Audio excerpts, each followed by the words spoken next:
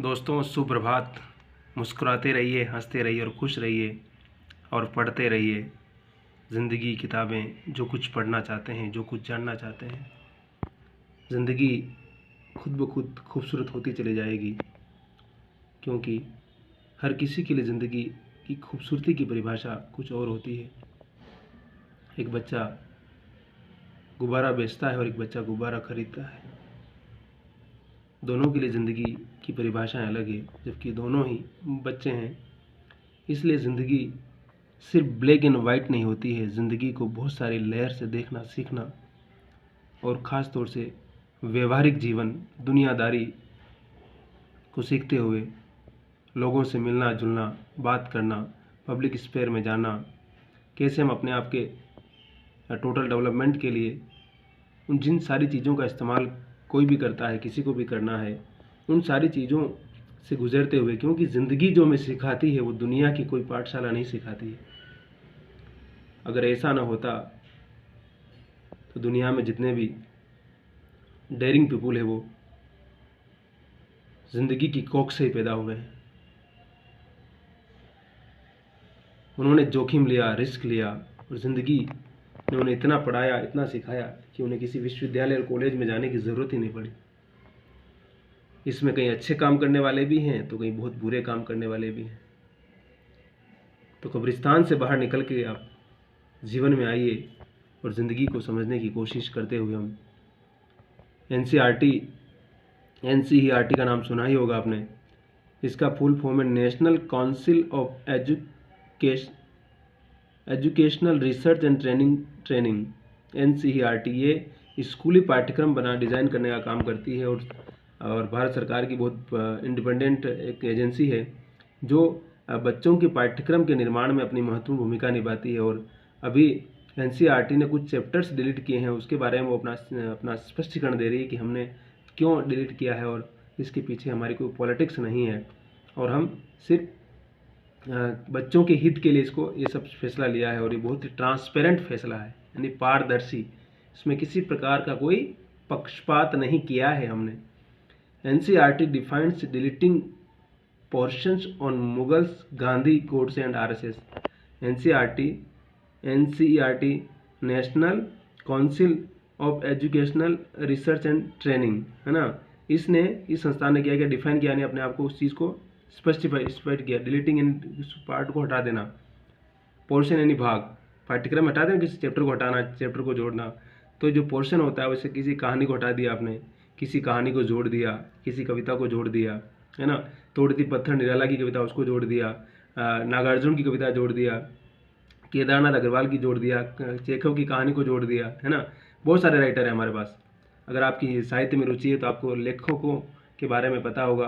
कबीर दास, तुलसीदास, मीराबाई, मध्यकाल का पूरा साहित्य हमारे पास है, आधुनिक काल का साहित्य हमारे पास है, मॉडर्न साहित्य है, वेस्टर्न साहित्य है, बहुत सारे विचारधाराएं हैं, पोस्ट मॉडर्निटी, है ना, फ्रायड, कार्ल मार्क्स, अम्बेडकर साहब, बहुत सारे चिंतन थिंकर हमारे पास है। क्योंकि देखिए, जब हम किसी विषय के बारे में बहुत सारी चीज़ें समझ जाएंगे तो हमें उस विषय को समझने में बड़ी आसानी होगी, क्योंकि बहुत सारे डिस्कोर्स, बहुत सारे चिंतन बार बार बीच बीच में चलते रहते हैं, बहुत सारी नई चीज़ें आती है। जब उन नई चीज़ों के बारे में हमारी जानकारी होगी तो हम उस विषय को, उन चीज़ों को बड़े आसानी से समझ जाएंगे। इसलिए एनसीईआरटी ने डिफाइन किया कि किस प्रकार से उन्होंने जो पोर्शन अपने पाठ्यक्रम से बच्चों के लिए हटाया था, उसके बाद जैसे मुगल काल का जो पाठ्यक्रम सिलेबस था उसको हटा दिया, गांधी के बारे में जो कुछ था उसको हटा दिया, गोडसे और आरएसएस, राष्ट्रीय स्वयंसेवक संघ का नाम आपने सुना ही, जो कि आजकल बहुत ज़्यादा चर्चा में है ना। तो ये आरएसएस यानी राष्ट्रीय स्वयंसेवक संघ का जो सिलेबस है उसको गोडसे और गांधी को हटाया गया, उसके बारे में सारी जानकारी बता रहा है वो। शेष चैप्टर टेकन ऑफ, चैप्टर को जो बाहर किया गया है, रिड्यूस, कम किया है। टेकन ऑफ करना नहीं बाहर करना, रिड्यूस करना नहीं फिर कम करना। Load on student during Covid, कह रहा है इसके पीछे क्या कारण है कि जो कोविड के समय सारी समस्याएं थी, स्कूल कॉलेज सब बंद हो गए थे, समय नहीं था और कैसे सारे पाठ्यक्रम को पढ़े। तो उनका कहना है कि हमने वो चैप्टर इसलिए टेकन ऑफ किया, उसको बाहर किया है, क्योंकि हम कोविड के समय अपने बच्चों पर बर्डन जो था वो ज़्यादा था, उसको कम करना चाहते थे। और उसके लिए हमने ड्यूरिंग कोविड-19, अब जानते हैं कोविड कितनी भयंकर बीमारी आई थी और उसने क्या किया, लोगों की ज़िंदगी आनी छीन ली और कितने लोगों को कहाँ से कहाँ पहुँचा दिया। तो एनसीईआरटी ने अपने आप को जस्टिफाई किया है कि we remove the syllabus during Covid और reduce the burden of students as it faced mounting criticism, यानी कि जब उसने बहुत ज़्यादा मात्रा में क्रिटिसिज्म करना यानी आलोचना करना, और द ओमिशन मतलब होता है चूक, कोई गलती, ऑफ चैप्टर्स, अध्याय, चैप्टर मतलब होता है अध्याय, about Mughal rules from history books, जो इतिहास की किताबों में जो मुगलों का जो शासन था उसका चैप्टर हटाया उन्होंने, है ना। मुगल रूल्स यानी शासन करना, रूलर्स शासक, फ्रॉम हिस्ट्री यानी इतिहास की बुक्स में, and partitions about Mahatma Gandhi एसेसिनेशंस, और पोर्टिशन मतलब होता है पोर्ट्रेशन मतलब किसी का चित्र बनाया हुआ है ना, महात्मा गांधी की जो हत्या, एसेसिनेशन मतलब होता है किसी की हत्या करना। तो गांधी की जो हत्या की थी 1948 में गोडसे ने, उसका एक पोर्ट्रेट था, चित्र था उस किताब के अंदर, एनसीईआरटी की बुक में, उसको भी हटा दिया, है ना। Nathuram Godse, RSS and Gujarat road, जो गुजरात में जो दंगे हुए थे 2003 में, आपको अगर याद होगा तो उसको, उन सारे चैप्टर को एनसीईआरटी की बुक से डायरेक्टर दिनेश प्रसाद शुक्ला कह रहे हैं कि हमने उनको जो हटाया है वो दे वर टेकन ऑफ, यानी आउट बार करना, द कैरिकुलम मतलब होता है पाठ्यक्रम, CURRICULUM, कैरिकुलम मतलब होता है पाठ्यक्रम, इसको सिलेबस बोलते हैं आप लोग, है ना। कैरिकुलम से जो हटाया है, पाठ्यक्रम से जो हटाया है। रिड्यूस द स्टडी लोड, यानी कि रिड्यूस यानी कम करना, स्टडी यानी कि पढ़ाई का जो भार होता है, लोड यानी भार, on the students affected by learning loss during, affected यानी प्रभावित होना, लॉस यानी घटना, ड्यूरिंग यानी वो जो समय है कौन सा, कोविड वाला, उस कोविड पेंडेमिक यानी बीमारी, महामारी, PANDEMIC, पेंडेमिक मतलब होता है महामारी, है ना।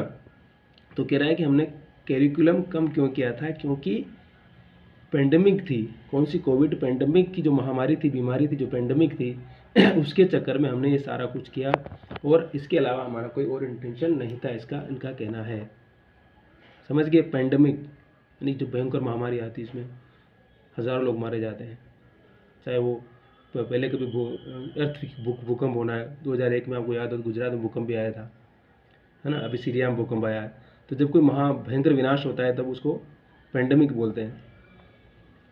After the pandemic it was realise globally that the load of education, हो गया है आफ्टर यानी कि बाद में, जब पेंडेमिक ये एक कोविड जो पेंडेमिक यानी भयंकर बीमारी आई, उसके बाद पूरी दुनिया में इस बात को रियलाइज़ किया गया ग्लोबली यानी वैश्विक स्तर पर, that the load of education has be cut down, यानी कि जो बच्चों का जो पढ़ाई का जो पाठ्यक्रम का भार है उसको कम करने की आवश्यकता है, कट डाउन करना यानी कम करने की ज़रूरत है। Because it was agonising and painful for children, agonising यानी कि अति पीड़ा, भयंकर पीड़ा, AGONISING, एगोनाइजिंग यानी कि हाई लेवल पेन, है ना, एंड पेनफुल, दर्दनाक फॉर चिल्ड्रन। वो कह रहा है कि जब हम इतने कम समय में इतना अधिक पाठ्यक्रम बच्चों के दिमाग में डालेंगे तो ये उनके लिए क्या होगा, एगोनाइजिंग होगा, भयंकर पीड़ादायक होगा और कष्टदायक होगा। पेरेंट्स एंड टीचर्स, और माता पिता के लिए और अध्यापक के लिए भी पीड़ादायक होगा वो, due to the learning loss and, और जो लर्निंग लॉस यानी कि जो सीखने की जो क्षमता अपने आप कम हो जाएगी, लर्निंग यानी सीखना, लॉस यानी नुकसान। तो उसका कहना है कि जो लर्निंग जो लॉस है वो कि सीखने की जो क्षमता है वो अपने आप से चलते कम होती चली जाएगी। इसलिए हमने ये निश्चय किया है कि हम कैसे रिड्यूस करें सिलेबस को। लॉस ऑफ टाइम, और इस समय का भी बर्बादी है। We need to find ways to make up for this losses, और हमने वी नीडेड, हम चाहते थे कि हम इस प्रकार के रास्ते खोजें, मेकअप जो कि हमें आगे बढ़ने के लिए, इस लॉसेस की जो ये समय की बर्बादी हो रही है और बच्चों के सीखने की जो कम क्षमता हो रही है, इस प्रकार के नुकसान की भरपाई कैसे की जा सकती है। And the National Council of Educational Research and Training NCERT we started the process of, और कह रहा है शुक्ला ने कह रहा है कि और हमने इस बात का रास्ता खोजने के लिए हमने ये प्रोसेस स्टार्ट किया और बाकायदा हमने ट्रांसपेरेंट तरीके से सिलेबस को चेंज करने का काम किया है, इसमें कोई ऐसा कुछ भी नहीं है। He added that team of expert, वो कह रहा है कि जो हमारे पास जो टीम थी, समूह जो एक्सपर्ट यानी जो जानकार, उस विषय के जो जानकार थे, एक्सपर्ट मतलब किसी विषय के जानकार, कि जो विषय के जानकार थे उन्होंने ही सब कुछ किया है, कंपेराइजिंग एक्सपीरियंस्ड टीचर्स फ्रॉम केंद्रीय विद्यालय, है ना।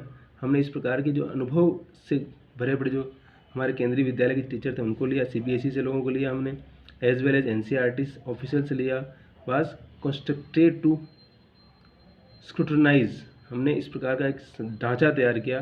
कंस्ट्रक्टेड मतलब ढांचा तैयार करना, स्क्रूटनाइज करना मतलब स्क्रूटनी कहते हैं ना, स्क्रूटनी करना। 500 लोग आए, उसमें से आपको 200 रखना है, 300 स्क्रूटनाइज करेंगे आप, उसमें बहुत सारे आधार लगाएंगे, किसी की क्वालिफिकेशन, किसी का अनुभव, किसी की व्यवहारिकता, अनुभव, बहुत सारी चीज़ें जोड़ करके उसमें आप 300 लोगों को स्क्रूटनाइज करके बाहर कर देंगे। तो ये कह रहे हैं कि हमने भी सिलेबस को ऐसे ही स्क्रूटनाइज किया है। द करिकुलम यानी पाठ्यक्रम and recommended the deletion of some parts, और हमने रिकमेंड किया, यानी उसके लिए हमने इस बात को जारी किया कि कुछ जो पार्ट है उनको डिलीट किया जाए। डिलीटेशन यानी समाप्त करना, पाठ्यक्रम से बाहर करना। तो उनका कहना है कि हमारे पास बाकायदा स्क्रूटनाइज किया हमने, कंपेराइजिंग हमारे पास एक्सपर्ट की टीम थी, और उसके बाद क्या था हमारे पास, हमने इस करिकुलम को बड़े ध्यान से पढ़ा, रिकमेंडेशन पूरी कमेटी ने किया, टीम ने किया, उसके बाद हमने ये सब निर्णय लिया है। हमारे इसके पीछे कोई और चीज़ नहीं है, इसलिए हमारे ऊपर इस प्रकार का ट्रांसपेरेंट प्रोसेस, ये एक पारदर्शी प्रक्रिया थी। ट्रांसपेरेंट प्रोसेस मतलब क्या होता है, ट्रांसपेरेंट मतलब होता है कि किसी प्रकार का कोई पक्ष नहीं है, बिल्कुल निष्पक्ष होकर निर्णय किया हमने। TRANSPRENT प्रोसेस यानी प्रक्रिया, ट्रांसपेरेंट प्रक्रिया, यानी कि कहता है ना कोर्ट में न्याय होता है कि हम ट्रांसपेरेंट न्याय कर रहे हैं, या कोई पंचायत में कुछ फैसला होता है तो लोग कहते हैं कि हम बिल्कुल पारदर्शी फैसला है, इसमें किसी का कोई पक्ष नहीं लिया गया, जो सच्चाई है उसी को सच्चाई के साथ निर्णय दिया गया है। तो इनका कहना है कि हमारे ऊपर जो कोई एलिगेशन लगा रहा है, लेकिन ऐसा कुछ नहीं है, ये एक ट्रांसपेरेंट प्रोसेस था, और हमने इसलिए किया कि कोविड के दौरान जो बच्चों पर बर्डन हो गया था, उस बर्डन को कम करने के लिए हम चाहते थे कि सिलेबस में थोड़ा रिड्यूस किया जाए, उसको कम किया जाए। तो हमने मुगल, गांधी और गोडसे और RSS के बारे में जो कुछ चैप्टर थे उनको हमने डिलीट किया, और इसके अलावा हमारा कोई और पर्पज़ नहीं था, ऐसा NCERT के डायरेक्टर साहब का कहना है। अब क्या है इसके पीछे भागे, आप विस्तार से पढ़ेंगे तो आपको इसका बैकग्राउंड पता होगा, तो आप समझ जाएंगे, और इंग्लिश भी समझ जाएंगे, और इस घटना को भी समझ जाएंगे आप। तो खुश रहिए, प्रसन्न रहिए और मुस्कुराते रहिए, और अपने आप से मोहब्बत कीजिए। ज़िंदगी हमारी है, हमें जीना है, और हमें अपने शरीर में रहना है, इसलिए अपने आप का पहले ख्याल रखें और खुश रहिए, और हमेशा अपने आप पर भरोसा रखिए और मेहनत कीजिए। ज़िंदगी ज़रूर बदलेगी, कितना भी बुरा वक्त हो अच्छा वक्त ज़रूर आएगा। बस निरंतर सीखते रहिए, और उदास दूसरों पर भरोसे मत रहिए, खुद के भरोसे रहिए और आगे बढ़िए। फिर देखिए कैसे आपका समय बदलता है।